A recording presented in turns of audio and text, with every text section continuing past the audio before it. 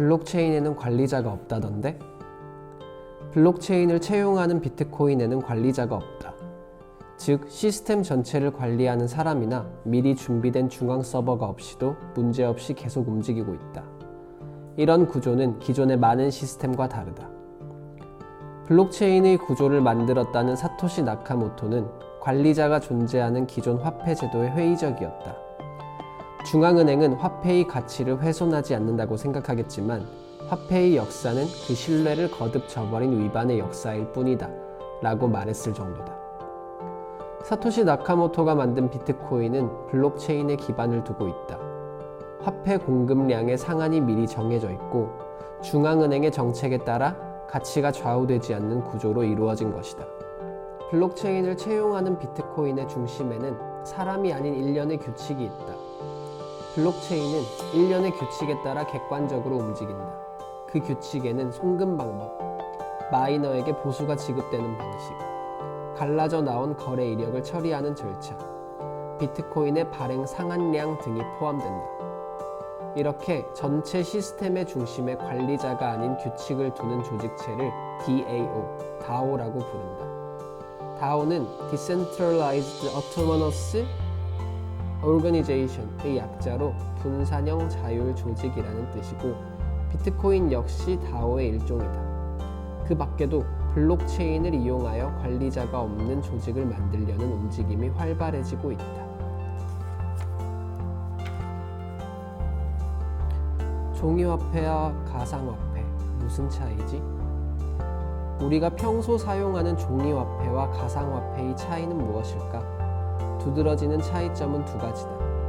먼저, 발행 주체의 유무가 다르다. 일반 종이화폐에는 발행 주체가 존재한다. 가령 일본인이 평소 사용하는 만엔짜리 지폐에는 일본은행권이라는 글씨가 적혀있다. 화폐의 발행 주체가 일본은행이라는 뜻이다. 이와 같이 발행 주체가 존재하고 금전 채무의 변제 수단으로서 법적 효력을 지닌 종이화폐를 법정화폐라고 부른다.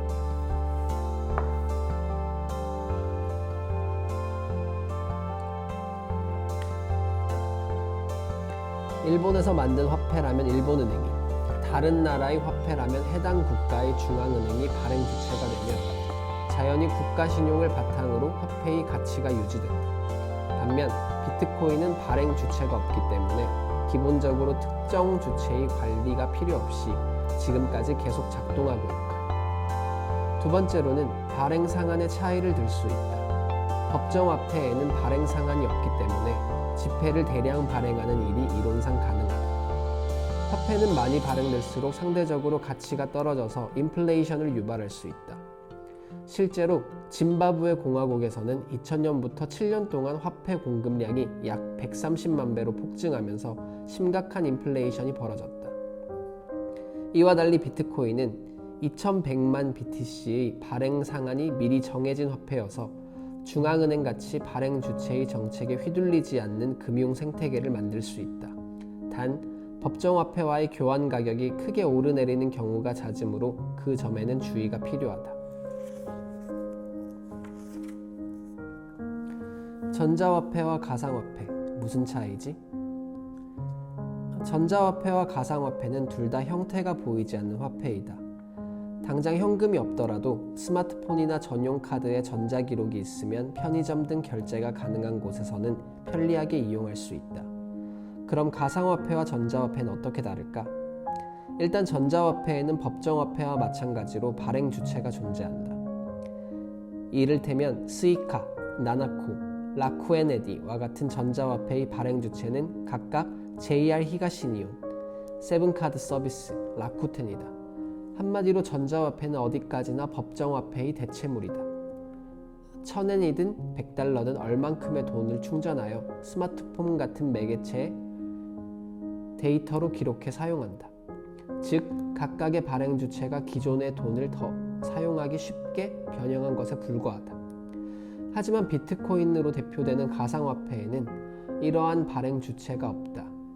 가상화폐는 법정화폐의 대체물이 아닌 가상화폐 그 자체로서 존재한다. 더군다나 스이카, 나나코, 라쿠에네디 등 전자화폐는 대부분 가계 결제용으로 제작되어서 개인 간 금전 거래가 불가능하다. 그에 비해 가상화폐는 단순 결제뿐만 아니라 개인끼리 돈을 주고받는 일이 가능하다. 금융기관을 거치지 않아도 애플리케이션을 통해 본인의 월렛에서 상대방 월렛으로 직접 송금할 수 있다. 가상화폐 송금은 365일 24시간 가능하며 길어야 수십 분이면 완료된다. 시스템 점검 시간도 없다. 이렇듯 전자화폐와 가상화폐는 형태가 눈에 보이지 않는다는 점은 동일하지만 알맹이가 전혀 다르다.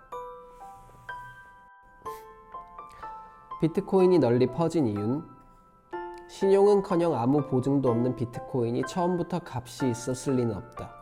2009년 1월에 비트코인 네트워크가 가동되자 일부 사람들 사이에서 비트코인이 알려졌고 피자라든가 자동차 대금을 결제하는 데 사용되기 시작했다. 그 후 마이크로소프트, 델, 익스피디아 등 여러 기업이 비트코인 결제를 도입하면서 비트코인의 신용도가 조금씩 높아졌다.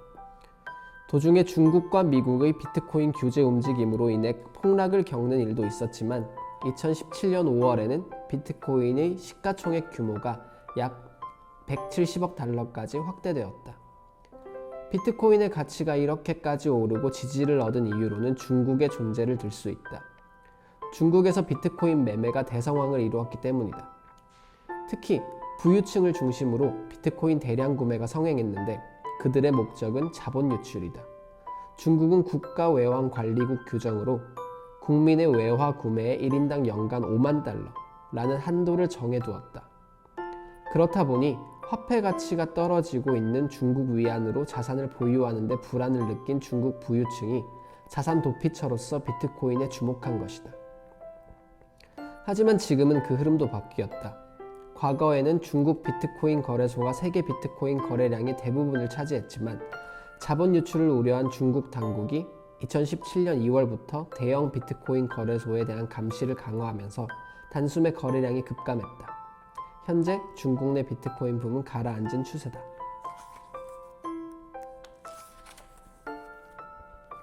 비트코인의 가장 큰 이점은? 비트코인의 가장 큰 이점은 뭐니 해도 해외 송금에 있다. 일반 은행에서 해외 송금을 이용하면 높은 수수료가 필요하다. 심지어 송금이 완료되기까지 며칠이 걸리는 경우도 있다. 하지만 비트코인을 이용하면 고작 몇십 엔의 낮은 수수료로 송금이 가능하고 365일 24시간 언제든 거의 실시간으로 송금할 수 있다. 환율도 비트코인이라면 전혀 문제가 없다. 비트코인에는 국가라는 개념이 없으므로 환율과 환전 수수료가 존재하지 않기 때문이다. 세계 제2위의 인구를 자랑하는 인도를 보자. 인도 국민 중에는 타국에 나가 살면서 모국에 있는 가족에게 돈을 붙이는 사람이 많다.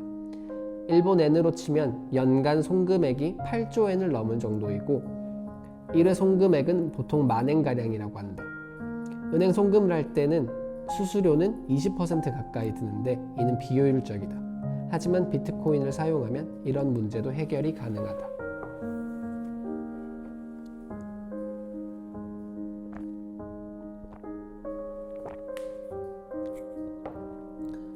비트코인은 기부를 할 때도 효과적이다.